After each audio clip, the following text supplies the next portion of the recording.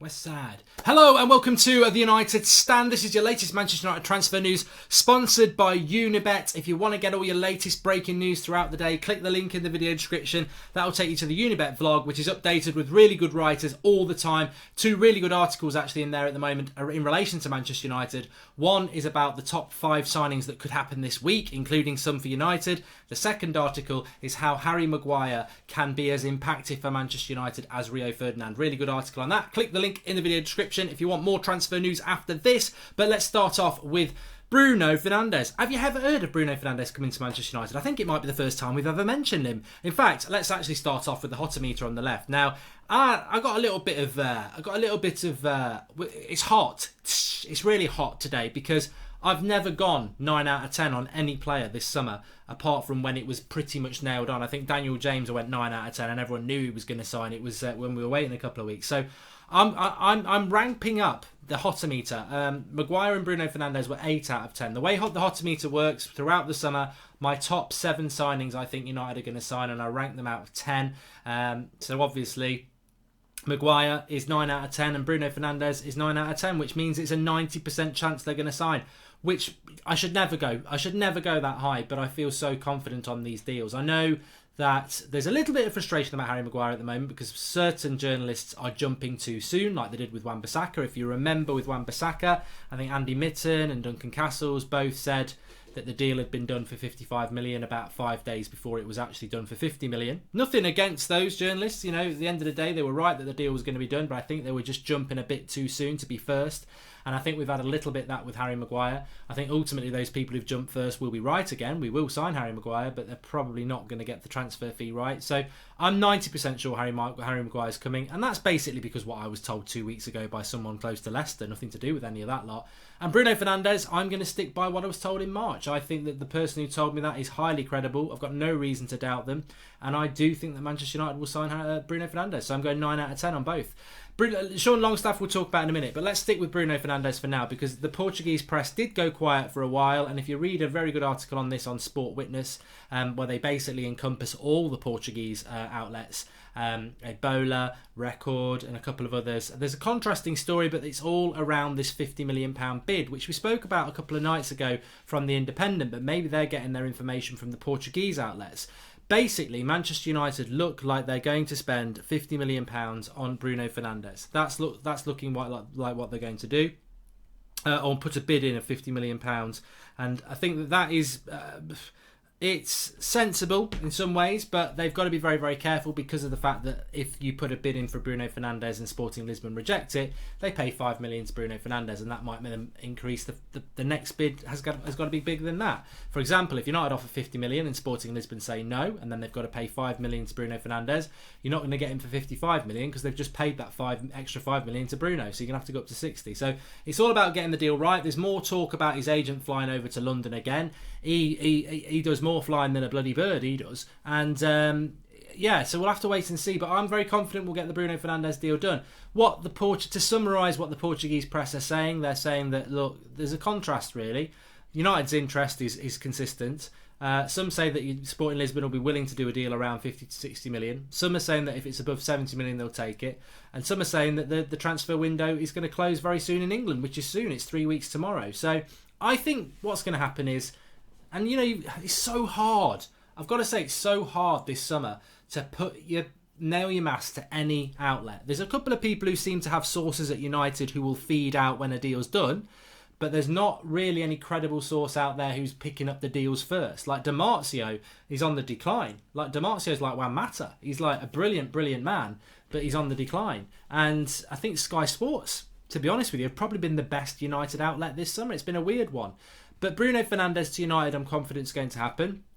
I think what will happen is Harry Maguire will be signed and then we'll move on to a midfielder, and that will be Bruno Fernandes, because United just seem to be very relaxed around a player that they've spent a lot of time scouting and is a high priority. They're very relaxed, and that leads me to think that Manchester United know Bruno Fernandes wants to come to United and that they don't need to worry about any rival bids. So we'll wait and see. We'll wait and see on that. Let's bring Sean Longstaff in first. Next, 8 out of 10 chance that he'll come to United. You know, I was reading an article about Sean Longstaff yesterday, and somebody who knows him was saying, look, he's sort of like a relic footballer, really. Even though he's 22, the way he plays is a little bit different to the modern football, and maybe Manchester United are trying to go back to the way they played, which was quick football from back to front and hurt teams on the break with a good press. Whereas if you look at Liverpool and Man City especially, it's possession-based football, moving it quicker, but you know, a little bit more possession-based in the movement of the ball.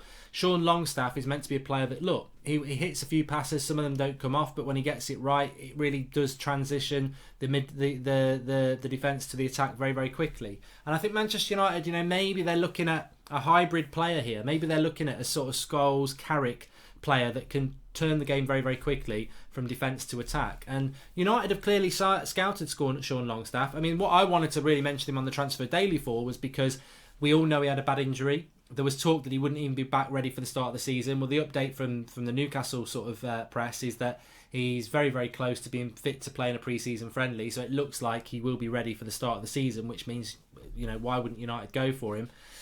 What are United going to have to pay for Sean Longstaff is the interesting thing. I mean, I've put £25 million there. I've put £50 million for Fernandes. And to be honest with you, let me just go back to Fernandes a minute.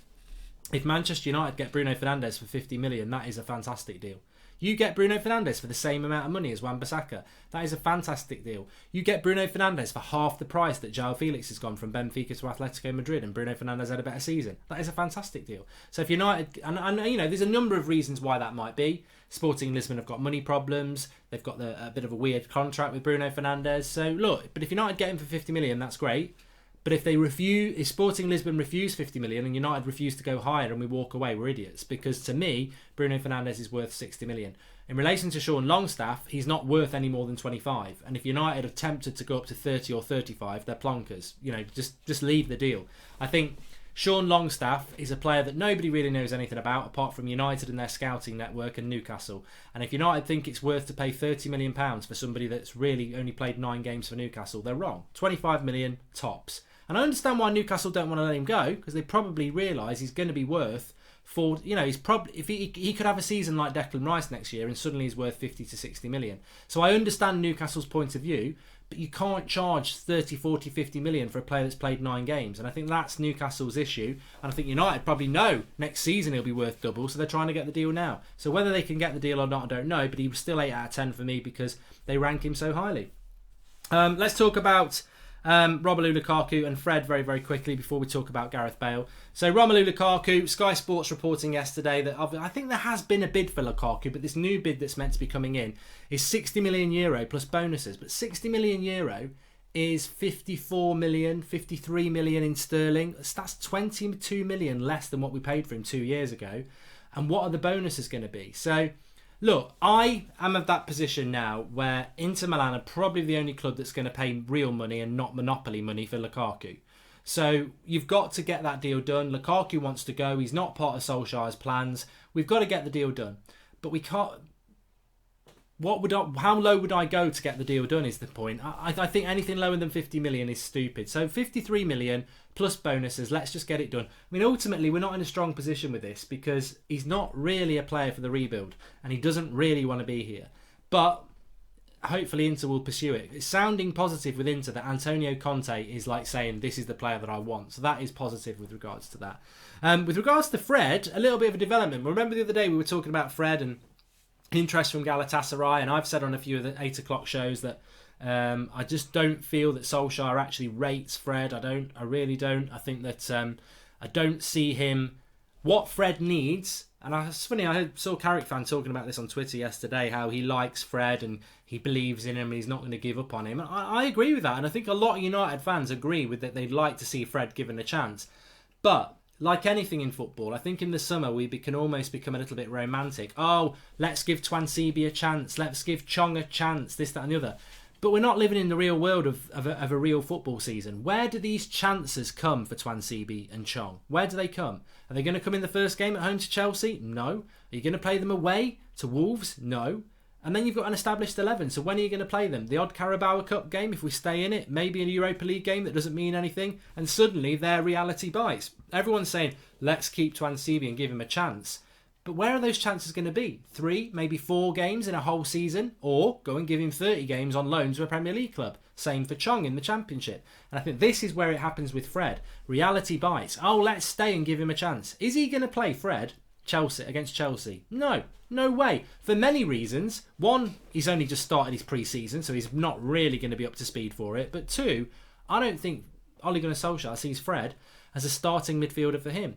So when's Fred going to get his chance? Because if his starting midfield is Bruno Fernandes, Paul Pogba and, say, Matic, well, his substitute will be Pereira or McTominay. Fred will be third in line. So where does Fred get in? Where does Fred even make the bench? Where does Fred get his chance? And I think one thing we saw with Fred last year, I saw the potential, but I did say he's got to be given 5 to 10 games starting every game to see if that potential can turn into consistency or to see if he still remains inconsistent.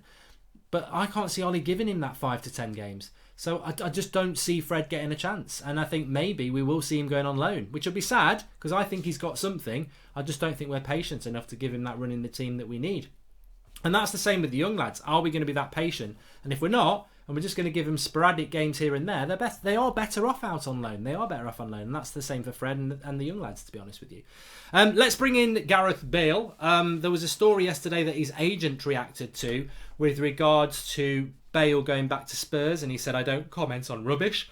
You just did comment on it. But Manchester United and Gareth Bale, as you can see, he's on the hotter meter there. And a few people were talking about it on social media yesterday.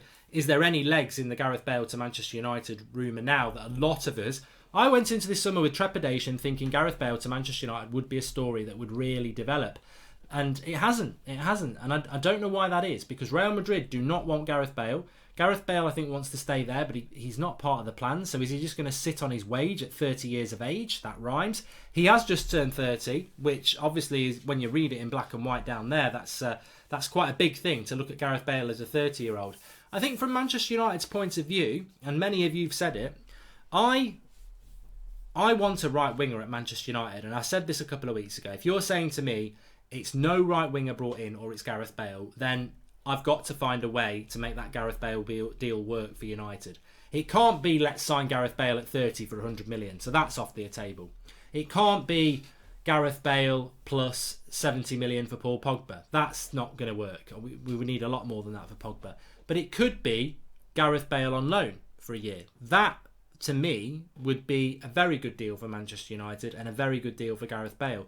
And I would even consider paying a large proportion of his wages for a year. But what we cannot do is sign him on a long-term contract. So that is something that, look, a lot of that, we've seen it with De Gea in the past. We're going to see it with Pogba. We spoke about the Pogba situation last night. Real Madrid seemed to be throwing one last throw of the dice to try and get Pogba. I think if Gareth Bale was to come to Manchester United, Pogba would have to go to Real Madrid, and that is probably for some people not something that they would like to swallow.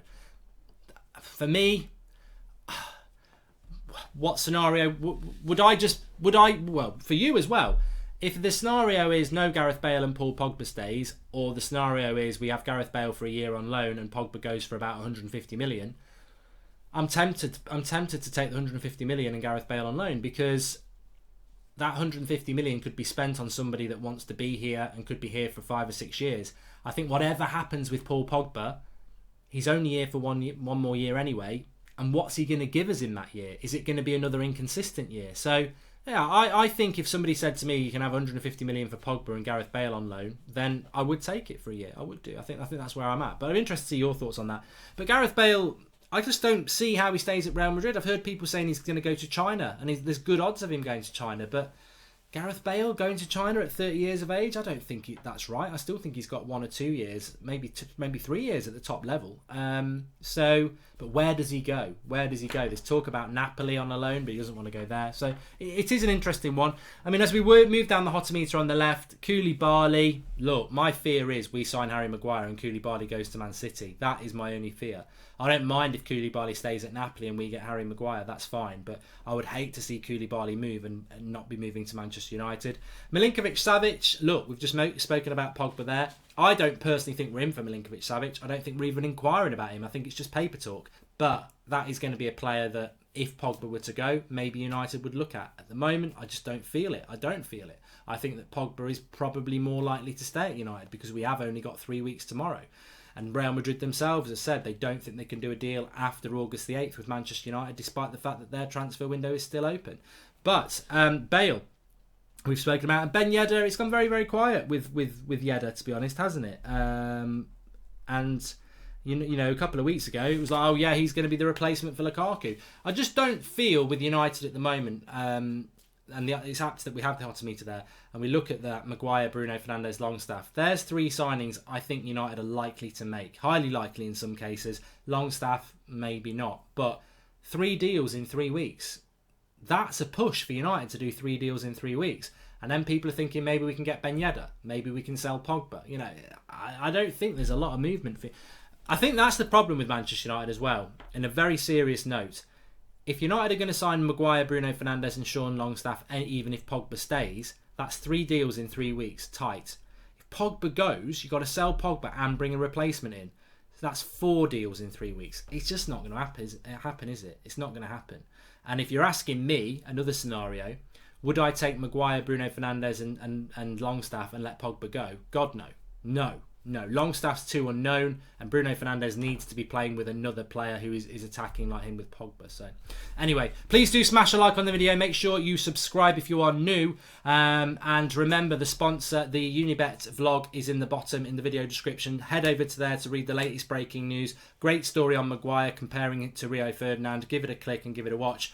But of course, we'll be back live again. We'll be back live again at around 11 o'clock with the team news for the Manchester United versus Leeds. So we've got that to come for you as well. So lots of content for you today. Smash a like on video and I'll see you all soon. And give a read of that article.